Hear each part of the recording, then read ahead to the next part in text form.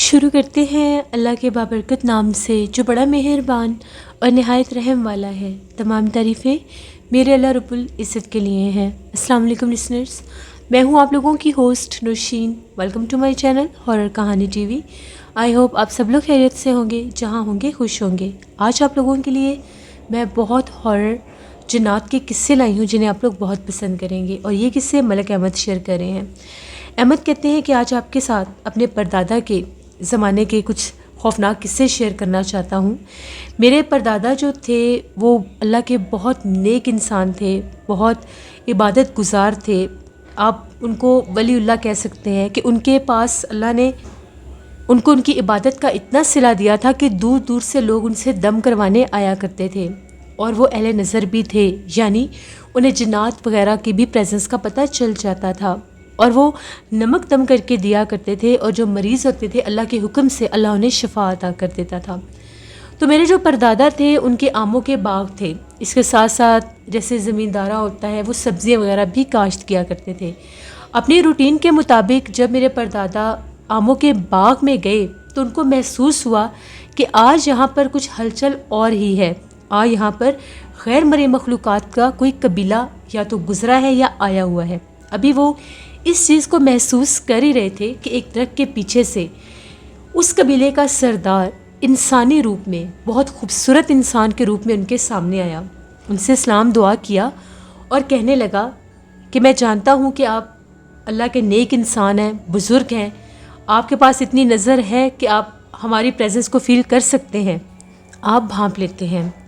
ان کا یہ کہنا تھا کہ ہم لوگوں کا مسلمان اور نیک عبادت گزار جنات کا قبیلہ ہے، ہم لوگ یہاں سے گزر رہے تھے تو یہاں کا یہ آموں کا باغ، سرسبز جگہ اور یہ جو نہر ہے یہ ہمیں بہت زیادہ اچھی لگی۔ اگر آپ کی اجازت ہو تو ہم لوگ یہاں پر قیام کرنا چاہتے ہیں، یہاں پر بسیرا کرنا چاہتے ہیں۔ میرے پردادا نے ان سے یہ کہا کہ ٹھیک ہے آپ یہاں پر رہ سکتے ہیں، لیکن آپ کو میرے ساتھ ایک معاہدہ کرنا ہوگا کہ آپ کسی بھی انسان کو کوئی نقصان نہیں پہنچائیں گے۔ یہ معاہدہ طے پا گیا، وہ جنات وہاں پر مقیم ہو گئے، آباد ہو گئے۔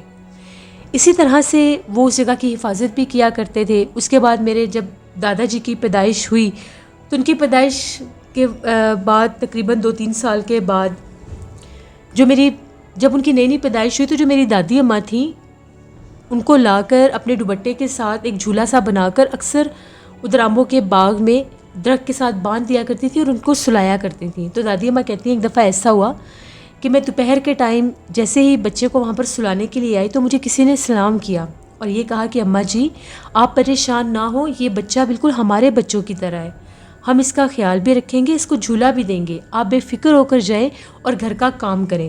دادی اماں سمجھ گئیں کہ یہ کیا ماجرا ہے، کیونکہ میرے پردادا جی نے ان کو یہ بات بتا دی تھی۔ اس کے بعد اسی طرح سے وقت گزرتا گیا۔ جب میرے دادا جی جو تھے، میرے ابو تھے، ان کی پیدائش کے تقریباً 2-3 سال کے بعد جب میرے پردادا کی ڈیتھ ہو گئی تو اس دور میں گاؤں میں چوریاں وغیرہ ہوتی تھیں، پورے گاؤں میں یہ بات مشہور تھی کہ آموں کے اس باغ میں جنات، نیک جنات کا بسیرا بھی ہے۔ تو وہاں پر ان لوگوں نے حفاظت کے لیے کہ مال کو، جیسے کوئی آموں کو یا سبزیوں کو کوئی چوری وغیرہ نہ کرے، تو اس کی حفاظت کے لیے ان لوگوں نے ایک چوکیدار کو رکھا۔ وہ چوکیدار جو تھا دن بھر دیکھ بھال کرتا تھا باغ کی اور رات کو وہیں پر چارپائی پر سو جاتا تھا۔ تو ان جنات نے یہ کیا کہ ان کی چارپائی کو اٹھا کر بڑے احتیاط کے ساتھ آموں کے اسی باغ کے سامنے ایک مسجد ہوا کرتی تھی۔ اس مسجد کی اصل تصویر بھی میں آپ کو دکھا رہا ہوں، احمد کہہ رہے ہیں، کیونکہ وہ مسجد اب شہید ہو چکی ہے اور اس کی جگہ پر نئی مسجد کی تعمیر جاری ہے، لیکن یہ پرانی مسجد ہے۔ اس کے دروازے کے آگے لا کر ان جنات نے اس چوکیدار کی چارپائی کو رکھ دیا۔ جیسے ہی چارپائی کو رکھا چوکیدار کی آنکھ کھل گئی۔ جب وہ اٹھا تو اس کی چارپائی باغ میں ہونے کے بجائے مسجد کے آگے تھی۔ وہ بہت ڈر گیا اور بھاگا وہاں سے۔ اس سے یہ بات آ کر میرے دادا جی کو بتائی، ان کو پتہ چل گیا کہ جنات نے یہ کام کیا ہے۔ نیکسٹ ڈے پھر جنات نے ان سے، میری جب پردادی بھی گئیں تو ان کا یہ کہنا تھا کہ ہم لوگ بہت زیادہ تنگ ہوتے ہیں، کیونکہ رات کو ہم لوگوں کے بچے باہر کھیلتے ہیں، تو اس کی وجہ سے جب یہ چوکیدار یہاں پر ہوتا ہے ہم لوگ بہت تنگ ہوتے ہیں، اس لیے ہم نے اس کو نقصان نہیں دیا، بحفاظت اس کی چارپائی ہم لوگ مسجد کے پاس چھوڑ آئے ہیں۔ آپ کے باغ کو کوئی نقصان نہیں پہنچا سکتا کیونکہ رات بھر ہم اس کی حفاظت کرتے ہیں۔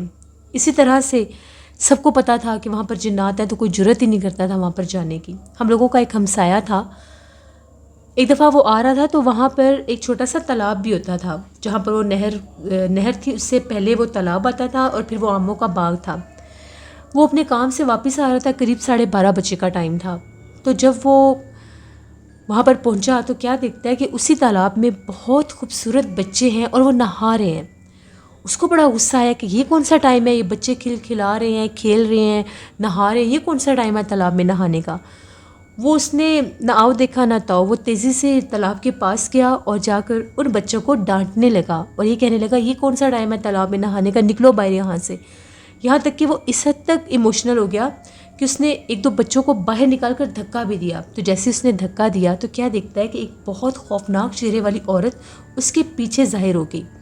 پیچھے پلٹ کر دیکھا تو وہ جنی تھی یا چڑیل تھی جس کے وہ بچے تھے، اس نے اس کے اوپر حملہ کر دیا، اس کو بالکل ادھمرا کر کے اس کے گھر کے باہر پھینک گئے۔ تو جب گھر والوں نے دیکھا تو اس کی آخری سانس تھے، اس نے ڈرتے ڈرتے ساری بات بتائی کہ اس طرح سے یہ میرے ساتھ ہوا ہے، اور اس کی جان نکل گئی، یعنی وہ مر گیا۔ اسی طرح سے احمد کہتے ہیں کہ میں ایک اور آپ کے ساتھ قصہ شیئر کرنا چاہتا ہوں۔ میرے جو نانا جی تھے اسی مسجد میں امامت کروایا کرتے تھے۔ تو ایک دفعہ ظہر کا ٹائم تھا تو نانا جی کہتے ہیں کہ جیسے میں نے جماعت کروائی، لوگوں نے نماز پڑھی، تو نماز کے بعد جب سارے نمازی مسجد سے جا رہے تھے تو ایک دم سے مجھے سلام کی صدا سنائی دی۔ تو کیا دیکھتا ہوں، بہت نورانی چہرے والے اور بھی کچھ لوگ ہیں، اور وہ یہ کہتے ہیں کہ ہم بھی یہاں پر آپ کے پیچھے، ہم لوگ بھی جماعت میں کھڑے ہوتے ہیں، نماز پڑھتے ہیں، ہم لوگ آموں کے باغ میں ہی رہنے والے نیک جنات ہیں۔ تو آپ سے ایک گزارش ہے کہ اگر ہم لوگ لیٹ ہو جائیں تو آپ تھوڑا سا انتظار کر لیا کریں، ہم نے بھی نماز ادا کرنی ہوتی ہے۔ تو میرے نانا جی نے ان سے یہ کہا کہ اپنی کوئی نشانی بتائے، مجھے کیسے پتہ چلے گا کہ آپ جماعت میں آ گئے ہیں یا نہیں آئے۔ تو ان کا یہ کہنا تھا کہ جب بھی ہم لوگ یہاں پر آیا کریں گے، ہم لوگ یہاں پر آتے ساتھ آپ کو سلام کیا کریں گے، اور وہ آواز صرف آپ سنا کریں گے، جس سے آپ کو پتہ چل جائے گا کہ ہم لوگ بھی یہاں پر موجود ہیں۔ پھر میرے نانا جی کہتے ہیں کہ جب بھی میں جماعت کروایا کرتا تھا تو مجھے باقاعدہ سلام کی آواز سنائی دیتی تھی، لیکن وہ صرف میرے کانوں تک ہی آتی تھی، کیونکہ وہ مجھے اپنی موجودگی ظاہر کر دیتے تھے۔ اس طرح سے وہ جو جنات تھے، نیک جنات، اس مسجد میں نماز بھی ادا کرتے تھے۔ احمد کہتے ہیں یہ وہ مسجد ہے جس کے ذکر میں نے کیا، جہاں پر میرے نانا جی وہاں پر امامت کروایا کرتے تھے۔ اب اس مسجد کو شہید کر دیا گیا ہے، لیکن یہ ایک پرانی تصویر ہے۔ یہ کچھ جنات کے واقعات تھے جو احمد نے شیئر کیے۔ بہت شکریہ احمد آپ کا۔ لسنرز، میں امید کرتی ہوں کہ آپ کو جنات کے یہ واقعات بہت پسند آئے ہوں گے۔ آپ لوگ اپنا فیڈ بیک مجھے ضرور دیں، اور آپ لوگ بھی اپنی خوفناک کہانیاں شیئر کر سکتے ہیں ڈسکرپشن باکس میں دیے گئے ای میل آئی ڈی nushinwit57@gmail.com پر۔ اس کے علاوہ آپ لوگ مجھے کمنٹ باکس میں بھی سٹوری شیئر کر سکتے ہیں۔ انشاءاللہ پرسوں آپ کے ساتھ پھر ملاقات ہوگی کسی نئی ہارر سٹوری میں۔ اپنا بہت سا خیال رکھیے گا، اپنی ڈھیروں دعاؤں میں مجھے، میری فیملی، میرے پورے پاکستان کو یاد رکھیے گا۔ Thank you for listening my stories. Stay blessed. اللہ نگہبان۔